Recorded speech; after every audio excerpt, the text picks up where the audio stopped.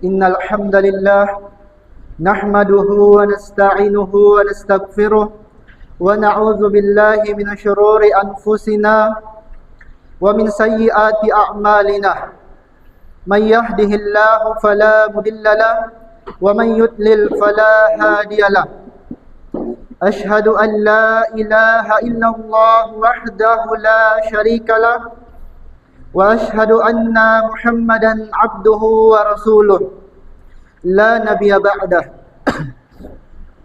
Allahumma salli ala Muhammad wa ala alihi wa ashabihi wa man tabi'ahum bi ihsanin ila yaumiddin. Qala ta'ala fi kitabihil karim Ya ayyuhallazina amanu taqullaha haqqa tuqatih wa la tamutunna illa wa antum muslimun. Wa qala aidan Ya ayyuhan nasu taqu rabbakumul ladzi khalaqakum min nafsin wahidah wa khalaqa minha zawjaha wa batha minhuma rijalan katsiran wa nisaa'a wattaqullaha alladzi tasaaluna bihi wal arham innallaha kana 'alaikum raqiba. Amma ba'du. Jamaah salat Jumat yang dimuliakan oleh Allah. Alhamdulillah, segala puji hanya bagi Allah Subhanahu wa ta'ala atas berbagai limpahan nikmat-nikmatnya kepada kita. Nikmat iman dan nikmat Islam, nikmat sehat dan nikmat bisa beribadah di bulan Ramadan yang penuh berkah ini. Mengingat sebentar lagi kita akan memasuki pertengahan Ramadan, maka mari kita kencangkan ibadah kita.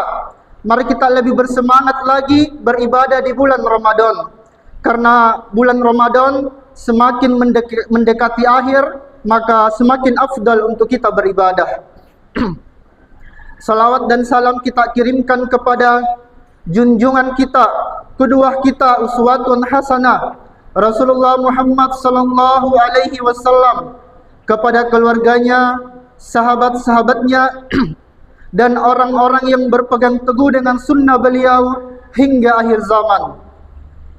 Pada kesempatan ini pula kami mewasiatkan diri kami pribadi dan jamaah sekalian agar senantiasa meningkatkan kualitas takwanya kepada Allah, bertakwa kepada Allah dengan sebenar-benar takwa, dengan menjalankan segala apa yang diperintahkannya dan menjauhi segala apa yang dilarangnya. Jamaah salat Jumat yang dimuliakan oleh Allah. Pada kesempatan ini kami membawakan judul khutbah yang berjudul Para Pencuri Ibadah Puasa. Mencuri merupakan penyimpangan perilaku yang dialami seseorang yang menunjukkan kelemahan diri saat berhadapan dengan dorongan hawa nafsunya. Mencuri biasanya identik dengan mengambil hak milik orang lain, apakah berupa uang, perhiasan maupun barang lainnya. Namun ada satu jenis pencuri yang jauh lebih jahat, yang jauh lebih berbahaya. Sebagaimana yang disebutkan dalam hadis Nabi ketika Aisyah bertanya, Sa'altu Rasulullah sallallahu alaihi wasallam 'anil tifati fi shalah.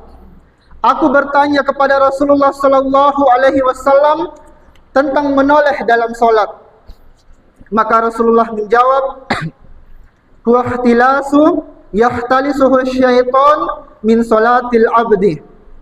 Ia adalah copetan atau curian dengan cepat yang dilakukan oleh syaitan pada salat seorang hamba. Dari hadis ini Nabi mengabarkan bahwa pahala salat seseorang telah dicuri oleh syaitan. Kemudian Nabi sallallahu alaihi wasallam juga pernah mengingatkan bahwa pencurian tersebut kadang terjadi dari diri sendiri, faktor internal. Kata Nabi, pencuri yang paling buruk adalah orang yang mencuri di dalam salatnya. Para sahabat bertanya, bagaimana ia mencuri di dalam salatnya? Maka Rasulullah menjawab, la yutimmu ruku'aha wala sujudaha. Ia tidak menyempurnakan ruku' dan sujudnya. Hadis riwayat Ahmad. Orang yang mengerjakan solat dengan gerakan yang begitu cepat sehingga ia tidak menyempurnakan ruku' dan sujudnya, maka ia sudah dianggap mencuri hak Allah di dalam solatnya. Ia tergesa-gesa dan tidak tumakninah. Padahal tumakninah ini bagian dalam rukun solat yang harus kita kerjakan. Demikian pula pada ibadah-ibadah lainnya, seperti pencurian yang terjadi pada ibadah puasa seorang hamba. Seseorang yang berpuasa hendaklah beradab, bukan hanya menahan lapar, dahaga dan syahwat, namun kita perlu beradab, karena pahala puasa kita juga bisa tercuri. Dan di antara hal-hal yang bisa menjadikan pahala puasa kita tercuri ialah yang pertama, berkata-kata kotor, berbuat jahil dan berdebat. Sebagaimana dalam hadis Bukhari dan Muslim, Rasulullah sallallahu alaihi wasallam bersabda, "Idza kana yaumu shaumi ahadikum," jika salah seorang dari kalian sedang berpuasa, fala yarfuth, jangan berkata-kata kotor, wala yashab, jangan teriak-teriak, wala yajhal, dan jangan melakukan perbuatan-perbuatan jahil. Wa fi riwayah wala yujadil, dalam riwayat lain jangan berdebat. Fa in sabbahu ahadun au qatalah, jika ada yang mengejek atau mengajak bertengkar, falyaqul inni mru'un shaim, katakan aku sedang berpuasa, yaitu ia menjaga kualitas puasanya agar pahala puasanya tidak tercuri oleh hal-hal demikian. Karenanya Jabir bin Abdullah pernah mengingatkan, "Idza sumta falyasum sam'uka wa basaruka wa lisanuka." Jika kamu berpuasa, maka berpuasalah pula pendengaranmu, penglihatanmu dan lisanmu. Inilah adab-adab yang perlu kita perhatikan selama kita berpuasa.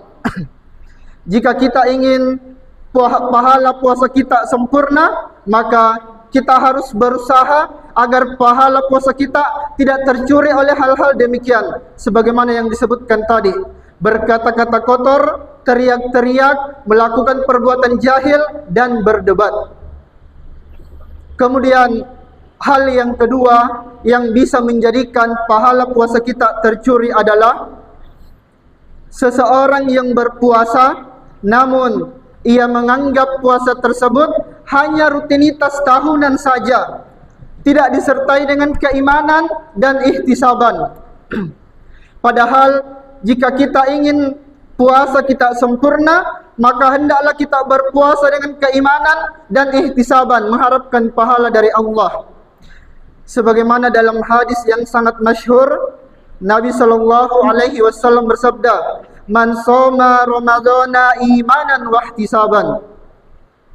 Barang siapa yang berpuasa di bulan Ramadan dengan keimanan dan mengharapkan pahala dari Allah, artinya kita harus meyakini bahwa ibadah puasa ini disyariatkan oleh Allah, diwajibkan oleh Allah. Dan kita juga harus meyakini bahwa Allah akan memberikan ganjaran pahala bagi orang yang benar puasanya. Ia tidak merasa berat dengan puasanya. Ia tidak merasa, kok tidak selesai-selesai puasa ini, kok panjang sekali, kok lama sekali puasa ini. Ia tidak merasa demikian. Justru ia merasa bergembira dengan puasanya. Ia bersemangat dengan puasanya. Ia rela meninggalkan lapar, dahaga dan syahwat karena Allah, dan ia mengharapkan pahala atas puasanya. Maka orang seperti ini akan mendapatkan ganjaran ghufira lahu ma taqaddama min dzambih.